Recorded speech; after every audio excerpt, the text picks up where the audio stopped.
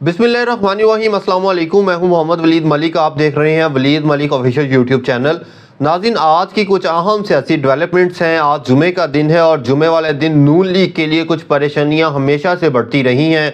आज जुमे का दिन है और जुमे वाले दिन जो नून लीग के लिए सबसे बड़ी परेशानी बढ़ी है वो है तहरीक इंसाफ के मेजर क़यादत तहरीक इंसाफ के अहम रहनुमाओं के कागजात नामजदगी मंजूर हो गए हैं।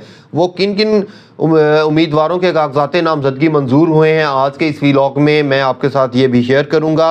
और आज की एक अहम डेवलपमेंट, आज एक अहम फैसला महफूज कर लिया गया है सुप्रीम कोर्ट की जानिब से, वो भी आज के इस व्लॉग में आपके साथ शेयर करूंगा।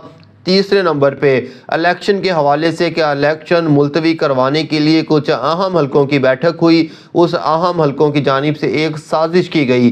वो साजिश इस दफ़ा मुल्क के ऐवान बाला से करवाई गई, सेनेट से करवाई गई। ये भी आज के इस व्लॉग में शामिल किया जाएगा।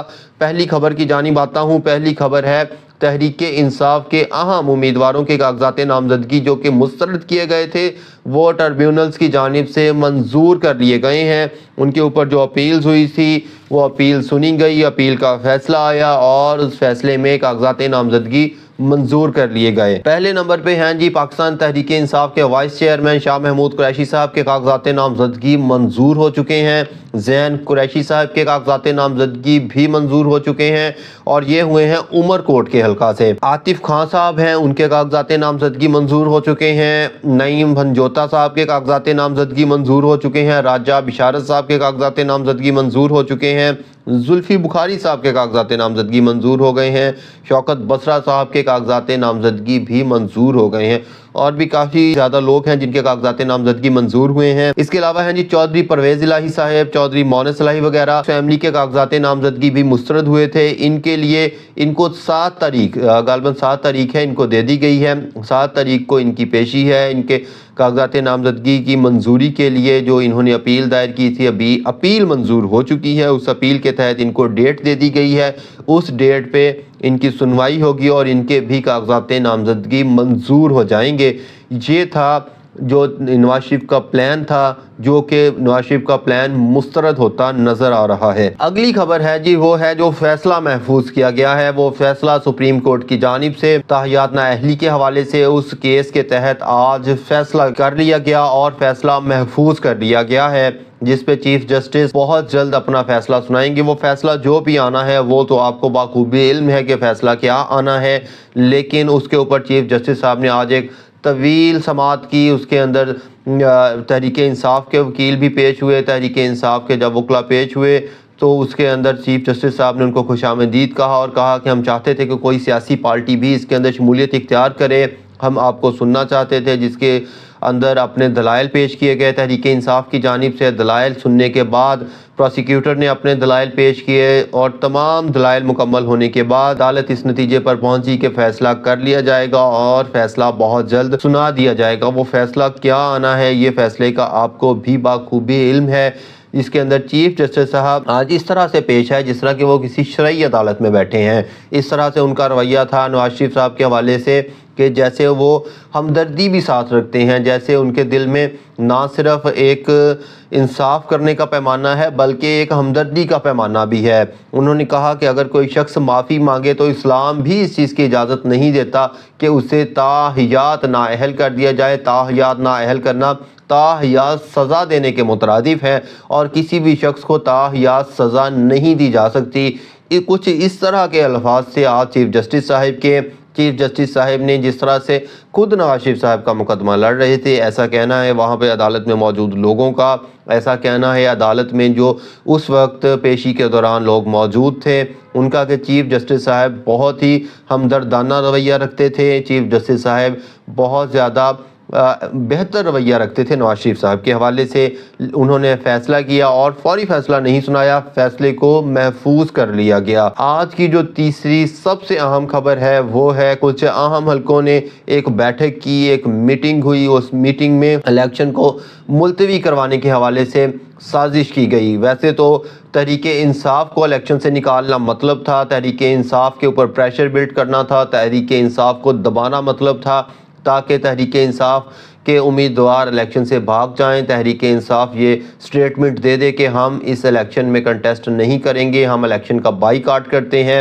جب تحریک انصاف کی جانب سے ثابت قدمی نظر آئی، عوام کا جو سروے کروایا گیا، لاہور میں ایک اہم سروے ہوا، اس سروے کے اندر یہ چیز سامنے آئی کہ نواز شریف صاحب پاکستان مسلم لیگ نون لاہور کے 3 حلقوں سے صرف جیتی نظر آ رہی ہے۔ اس کے علاوہ لاہور کے تمام حلقوں میں پی ٹی آئی بہت مضبوط ہے، P T I clean sweep کرنے جا رہی ہے۔ تو پھر آخرکار سے اہم لوگوں کی جانب سے یہ فیصلہ کیا گیا، کیونکہ اہم لوگوں میں اس ٹائم لاڈلا سر فہرست ہے، لاڈلے کو خوش کرنا مقصد ہے، اس کو باہر سے بلایا ہی اس لیے گیا ہے کہ اس کو وزارت عظمیٰ کی کرسی پہ بٹھایا جائے، لیکن وہ وزارت عظمیٰ کی کرسی پہ بیٹھتا نظر نہیں آ رہا تھا، تو الیکشن کو ملتوی کروانا ہی مناسب سمجھا گیا۔ الیکشن کو ملتوی کروانے کے حوالے سے سینٹ میں ایک قرارداد پیش کی گئی، اس قرارداد کو کثرت رائے سے منظور کیا گیا، اس کی تفصیل میں آپ کے ساتھ شیئر کرتا ہوں۔ سینیٹر دلاور خان ہے ملک میں، سینیٹر دلاور خان ہے پاکستان مسلم لیگ نون سے، انہوں نے ملک میں عام انتخابات ملتوی کروانے کی قرارداد سینٹ میں پیش کی،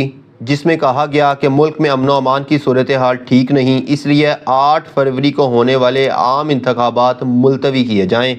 قرارداد کے متن کے مطابق جنوری اور فروری میں بلوچستان کے کئی علاقوں میں موسم سخت ہوتا ہے، مولانا فضل الرحمان اور محسن داوڑ پر حملے ہوئے ہیں اور کئی لیڈرز کو دھمکیاں مل رہی ہیں۔ سینٹ وفاق کے حقوق کا ضامن ہے، اس لیے 8 فروری کو ہونے والا الیکشن ملتوی کیا جائے۔ سیکیورٹی کی ریزنز بنائی گئی ہیں، کرونا کی ریزن بنائی گئی ہے اور اس کے اندر موسم کی ریزن بنائی گئی ہے الیکشن کو ملتوی کروانے کے حوالے سے۔ مسلم لیگ نون کے سینیٹر عفنان اللہ نے قرارداد کی مخالفت کی، جبکہ پیپلز پارٹی نے قرارداد کی حمایت کی۔ قرارداد پر ووٹنگ کے وقت سینٹ میں 12 ارکان موجود تھے۔ پی ٹی آئی کے گردیپ سنگھ نے ایک بار قرارداد کی حمایت کی، جبکہ دوسری مرتبہ مخالفت کر دی۔ ہو سکتا ہے انہیں پہلی دفعہ سمجھ نہ آیا ہو کہ یہ کس چیز کے حوالے سے قرارداد ہے، لیکن جیسے ہی انہیں سمجھ آیا سیکنڈ ٹائم میں تو انہوں نے فوری طور پر اس کی مخالفت کر دی۔ قرارداد کے مطابق الیکشن کے انعقاد کے لیے سازگار ماحول فراہم کیا جانا چاہیے۔ کے پی کے اور بلوچستان میں دہشت گردی کی کارروائیاں جاری ہیں۔ محکمہ صحت ایک بار پھر کرونا کی وبا کے پھیلنے کا اندیہ دے رہا ہے۔ چھوٹے صوبوں میں الیکشن مہم کو چلانے کے لیے مساوی حق دیا جائے۔ الیکشن کمیشن شیڈیول معطل کر کے سازگار ماحول کے بعد شیڈیول جاری کرے۔ یہ جو قرارداد پیش کی گئی ہے، اس کے اندر جو ایک اہم ایشو بنایا گیا ہے وہ ہے سیکیورٹی کا ایشو کا۔ اگر سیکیورٹی کے ایشو کے حوالے سے بات کی جائے، ملک کی خراب صورتحال کی بات کی جائے، تو ملک میں سب سے زیادہ خراب صورتحال 2008 میں تھی، جب محترمہ بے نظیر بھٹو صاحبہ کو شہید کیا گیا۔ خراب صورتحال 2013 میں تھی، جب کالعدم تحریک طالبان کی جانب سے ملک کے اندر دھمکیاں دی جا رہی تھی لیفٹ کی پارٹیوں، پیپلز پارٹی کو، ایم کیو ایم کو ختم کرنے کے لیے اور ان کو الیکشن میں شامل نہ کرنے کے لیے مختلف قسم کی دھمکیاں دی جا رہی تھی۔ اس وقت بھی الیکشن کروایا گیا، 2008 میں بھی الیکشن کروایا گیا، لیکن اب کیونکہ لاڈلے کو خوش کرنا مطلب ہے، کیونکہ اس وقت یہ سازش جو کی گئی ہے، یہ سازش صرف عوام کے ساتھ نہیں ہوئی، یہ سازش تو سپریم کورٹ کے ساتھ بھی ہوئی ہے، یہ سازش تو چیف جسٹس قاضی فائز عیسیٰ کے ساتھ کی گئی ہے۔ قاضی فائز عیسیٰ صاحب کو بتایا گیا ہے کہ قاضی صاحب، جو آپ کا حکم ہے، آپ کا کہنا ہے کہ جو آپ کی کہی گئی بات پتھر پہ لکیر ہے، وہ اصل میں پتھر پہ لکیر نہیں ہے۔ اگر پتھر پہ لکیر ہوتی تو آج سینٹ کے اندر نہ تو یہ اجلاس ہوتا، نہ ہی یہ قرارداد پیش کی جاتی۔ اس قرارداد کے حوالے سے مختلف حلقوں سے اسے مسترد کر دیا گیا ہے۔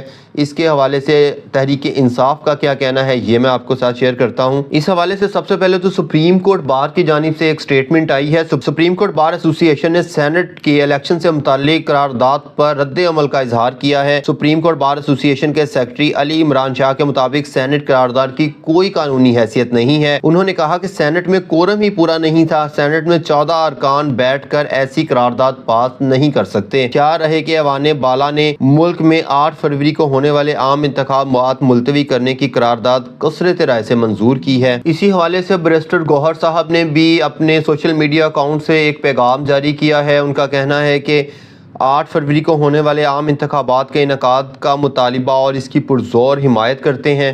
پی ٹی آئی کی دعا ہے کہ سپریم کورٹ منصفانہ اور جائز انتخابات کے لیے پی ٹی آئی کو انتخابی نشان فراہم کرتے ہوئے برابری کے میدان کو یقینی بنائے۔ یہ ایک بہت بڑی سازش ہے، یہ نہ صرف ملک کے خلاف، عوام کے خلاف، بلکہ اس ملک کی سب سے بڑی عدالت، اس ملک کے چیف جسٹس کے خلاف ایک بڑی سازش ہے۔ چیف جسٹس صاحب کو یہ بتانا ہے کہ چیف جسٹس صاحب، آپ کی پتھر پہ لکیر کی کوئی حیثیت نہیں، اصل حیثیت تو صرف لاڈلے کی کہی ہوئی بات کی ہے، اصل حیثیت تو ان چیزوں کی ہے جو لاڈلے کے ساتھ طے کر کے لاڈلے کو یہاں تک لائے گئے ہیں۔ اصل حیثیت تو لاڈلے کے ساتھ کی ہوئی ڈیل کی ہے، اس ڈیل کو کسی بھی طریقے سے پورا کرنا ہے، کیونکہ اگر اب الیکشن ہوتے ہیں تو تحریک انصاف بلے کے نشان کے ساتھ یا بلے کے نشان کے بغیر بھاری اکثریت سے جیتے گی، جو کہ لاڈلے کو کسی صورت بھی قابل قبول نہیں ہے۔ اگلے ویلاگ تک اپنے میزبان محمد ولید ملک کو اجازت دیجیے گا۔ اللہ حافظ ناصر۔